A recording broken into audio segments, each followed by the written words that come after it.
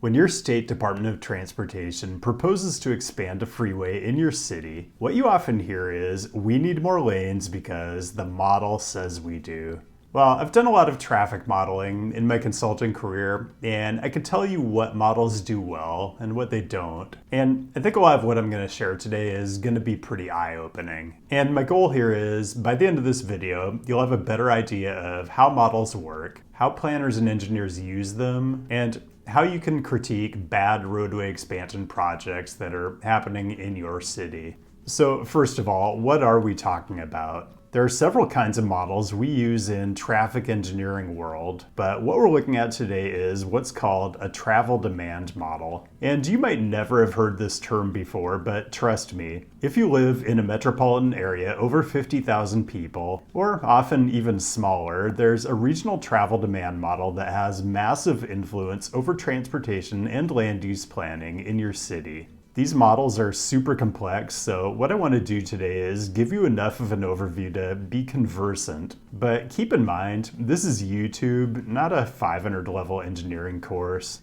So here are the basics. What I'm going to talk about is what's called a 4-step model, and every metro region has something like this. But as I talk through it, I'll share some of the documentation from the Portland Metro model as an example. The 4 steps are trip generation, trip distribution, mode choice, and trip assignment. Sometimes you'll see mode choice listed earlier, but also the steps are somewhat iterative, and the order I'm showing here is probably the best way to conceptualize it. So first, to understand step 1, it's important to try to visualize the geographic structure of a regional travel demand model. It's simplified, as any model is, so the vehicular network generally just includes roadway classifications, collector and higher, so generally the types of streets that have yellow center lines and not local neighborhood streets. And the model includes a transit network and possibly a bike network. Then to represent land use, you've got what we call transportation analysis zones, or TAZs, each of which has its own population and employment attributes based on actual census and economic data. And within that, you're going to have multiple household types stratified across variables like size and income, and different employment types, and all of these variables impact the travel choices households make, or as we call it in model world, trip generation.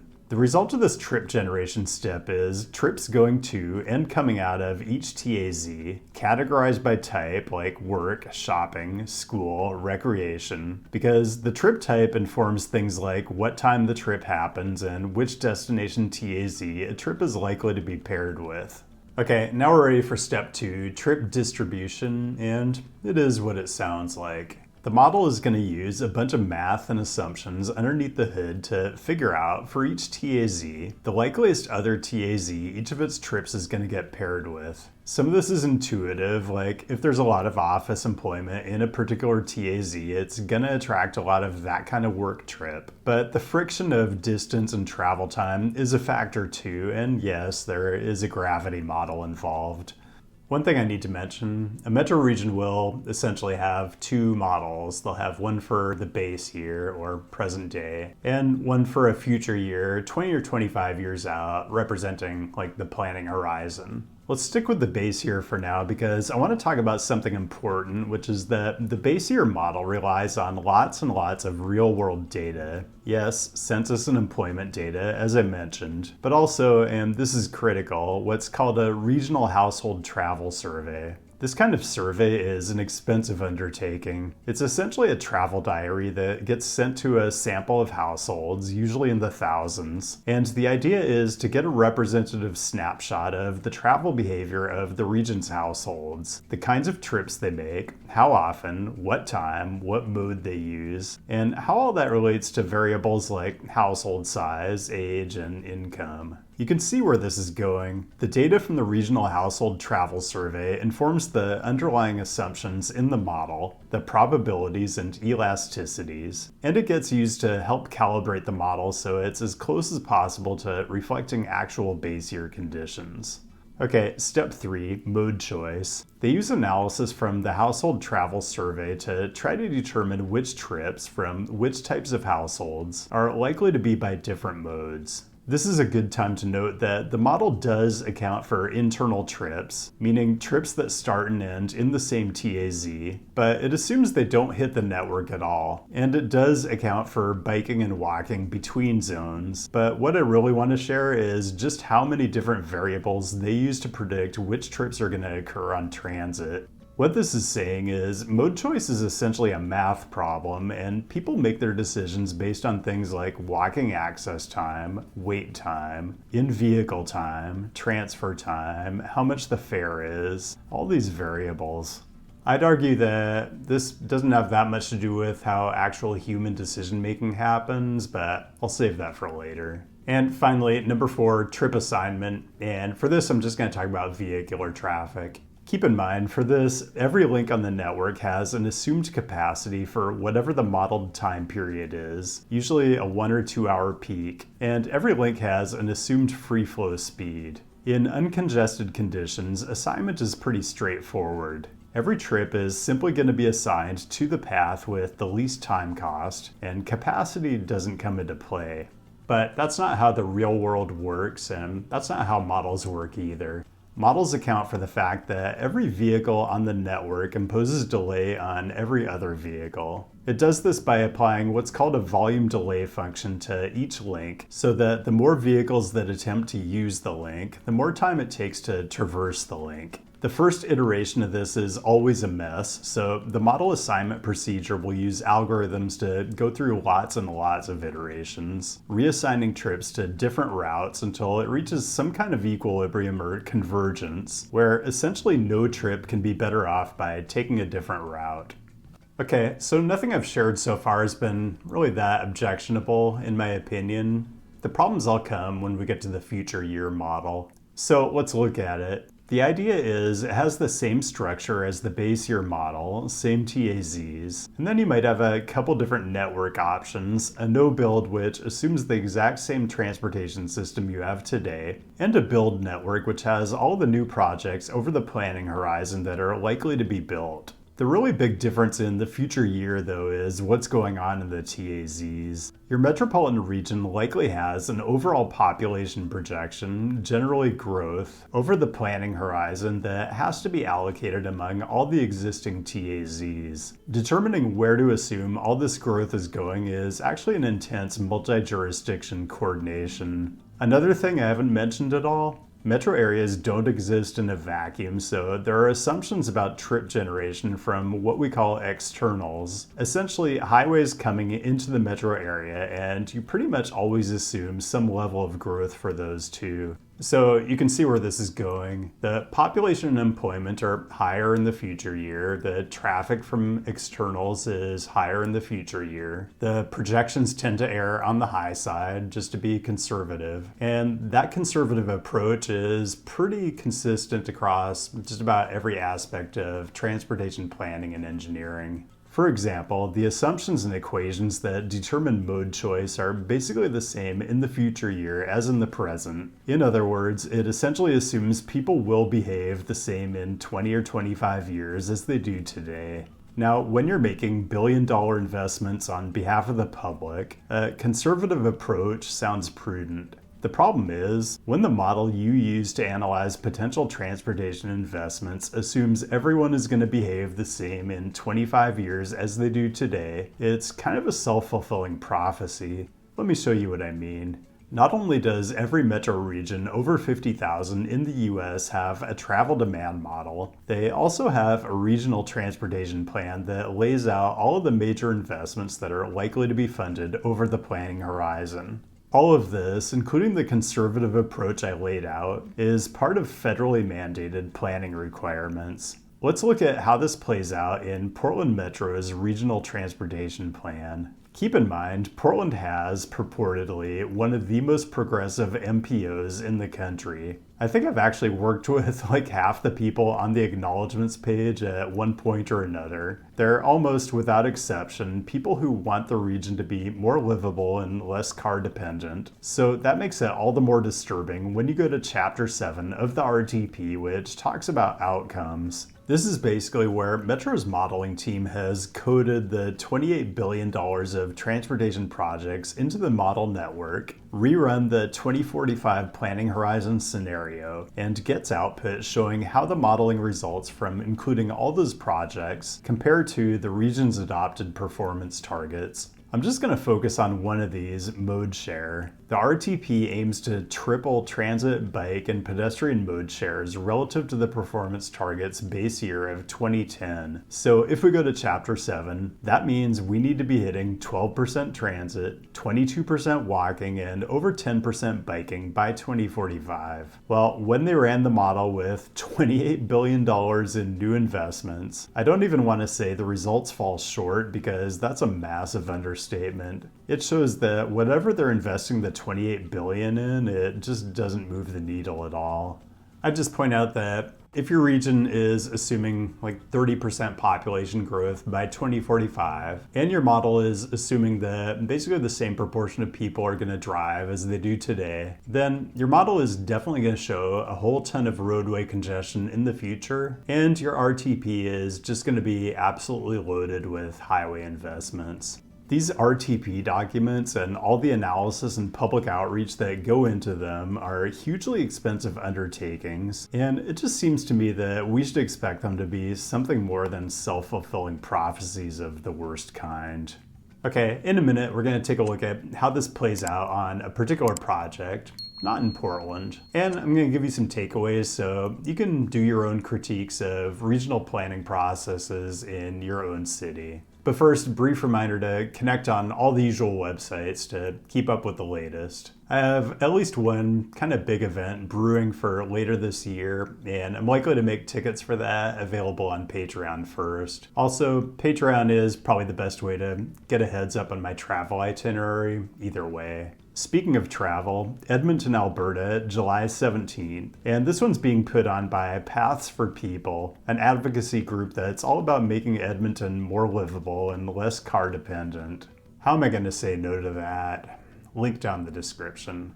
So the fact that there's this very obvious disconnect between what we say our goals are and where the regional model says we're actually headed is extremely problematic and leads to all kinds of bad investments. It actually gets worse though, because the way models are used to evaluate projects, especially in terms of traffic congestion, is often kind of shady. Trust me, I lived and breathed this world for like 15 years. I've seen models applied incorrectly on projects that run in the hundreds of millions of dollars. And I'm pretty certain that if our state DOTs supplied sufficient documentation, which they never do, we'd find this kind of malpractice everywhere. So let's look at a project I made a whole video about last year, the Minnesota DOT's rethinking I-94 in the Twin Cities. I'll link that video down in the description if you want a refresher, but the general idea is I-94, where it runs between downtown Minneapolis and downtown St. Paul, is near the end of its useful life structurally, and the state DOT needs to figure out how to rebuild it, or really whether to rebuild it at all.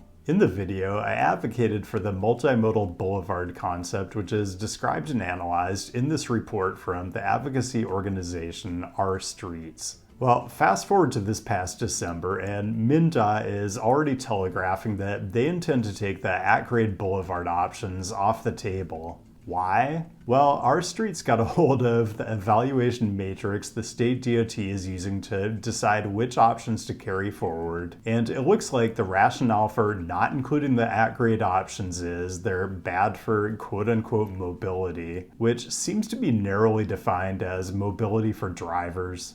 More damning, this later piece from Our Streets, which states that MnDOT's core argument for keeping the freeway is I-94 is needed because it carries tens of thousands of trips per day, and if it's replaced with a boulevard, the model says the corridor and surrounding streets will be clogged with traffic.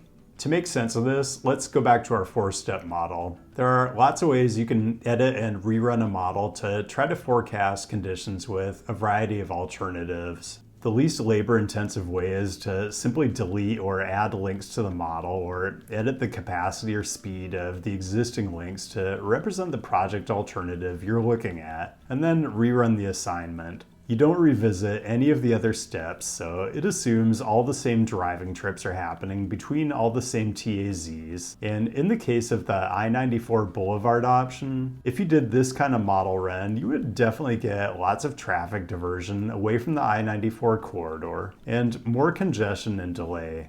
I certainly hope this is not what MnDOT did to eliminate the at-grade option, if they did any modeling at all, because that would be very unprofessional in my opinion. But all I can do is wonder because I couldn't find any publicly available documentation.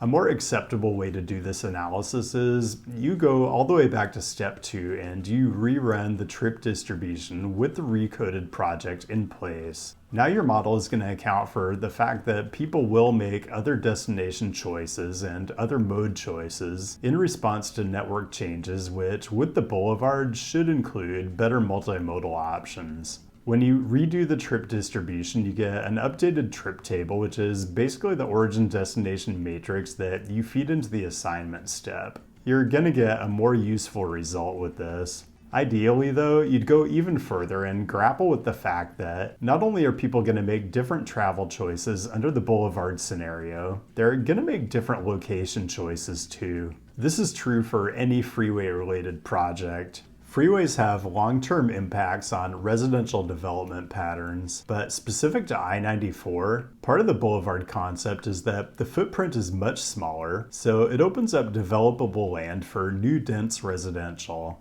Residential that, by the way, would not be in breathing distance of an 8-lane freeway. To be clear, this excellent Bill Lindicke op-ed on minpost.com says that the state DOT intends to use a more robust modeling approach when they get to the actual EIS, but the problem is they're trying to eliminate the boulevard option based on analysis that's quite a bit more sketchy and doesn't seem to be documented at all. Let's zoom back out to the regional level. The Metropolitan Council, which is the Twin Cities MPO, has its own RTP, the Imagine 2050 Transportation Policy Plan, and like the Portland RTP, has an evaluation section, and the mode share changes it's forecasting are, if possible, even more pathetic than what's in the Portland RTP. Again, the Metropolitan Council, one of the purportedly most progressive MPOs. I don't have an apples to apples comparison of mode split goals, but I just point out that the city of Minneapolis was aiming for 25% walk, 10% bike, and 25% transit by 2030. So if I'm reading it right, the model outputs are telling me that the region's investment priorities aren't matching the goals, and I think I'm putting that lightly.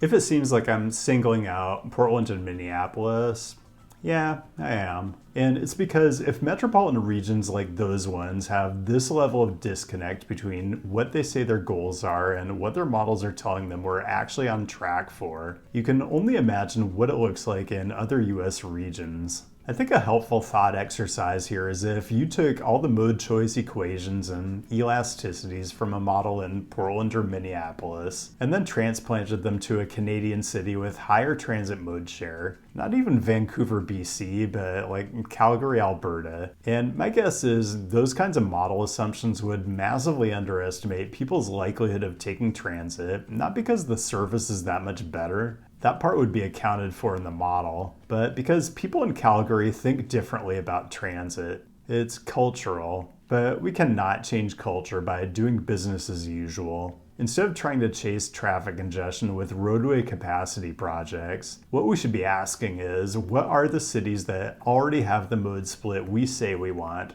doing differently? So here's what I'd like you to take away from this video. Investigate whether your region has climate-related goals like mode split and whether the modeling scenario they're using to determine investment priorities meets those goals, because they're probably nowhere close, and that means all your model is a self-fulfilling prophecy machine. On highway projects, ask how they modeled them. Did they rerun the trip distribution step and create a new trip table? Did they change any assumptions to land use at all? Because if they didn't, the results are questionable. I don't know if you're all familiar with the quotation, all models are wrong, but some are useful. But I think it's pretty appropriate for what I'm talking about today. Models are great and they are useful, but if you don't apply them properly, they're actually whatever the exact opposite of useful is. Increasingly, we live in a world where if you're in transportation planning, you don't have to wonder where people are going, how they're getting there, or what conditions are like out on the street network. Between all the vehicles outfitted with GPS navigation systems and the fact that we're all basically walking around with location services turned on, continuously generating rich data for free, the information is just all out there. But simply having the data is not enough. You need the tools and the expertise to understand what it all means. Transportation planners need a slick way to bring it all together and apply it, and that's where today's sponsor, TomTom, comes in. TomTom revolutionized the personal navigation space decades ago, and now they're a global map maker and geolocation technology specialist, shaping mobility with highly accurate maps, navigation, real-time traffic info, and services. Now, TomTom has always been a great data source for transportation analysis, and their historic data collected over the decades is just unbeatable. I actually used TomTom data on a couple of different projects when I was consulting, but the product they offer now, TomTom Move, is a huge step forward. It's an entire suite of transportation analytics tools. Traffic Stats, which lets you use TomTom's rich historical data to identify and analyze congestion hotspots and bottlenecks. Route Monitoring, which generates real-time data so you can optimize traffic flow throughout a city, even during special events. And Junction Analytics, which gives you real-time data at intersections and helps you optimize traffic signal timing and improve overall mobility. TomTom Move is great for origin-destination analysis too, so you can really understand how people are using the transportation system to move from point to point. And trust me, great OD data is absolutely indispensable for good transportation planning. So TomTom Move can really streamline how your city does transportation planning and monitoring. It generates custom reports in minutes, letting you access traffic insights in different formats like shapefiles, JSONs, and CSVs, depending on what you need. And it helps you develop the kinds of valuable insights that will improve the way your transportation system operates now and how you plan it in the future. You can try it for 30 days for free by going to tomtom.com/CityNerd. Or use the link down in the description and see what TomTom Move's rich traffic analytics and mobility data can do for you. And that's all I've got. Thanks for joining today, and thanks as always to the patrons for your direct support, which lets me go off on the occasional overly technical diatribe without worrying too much about views. Hope you all enjoyed. Anyway, keep the great topic suggestions coming. I'll be back with a new episode next week, and I'll see you then.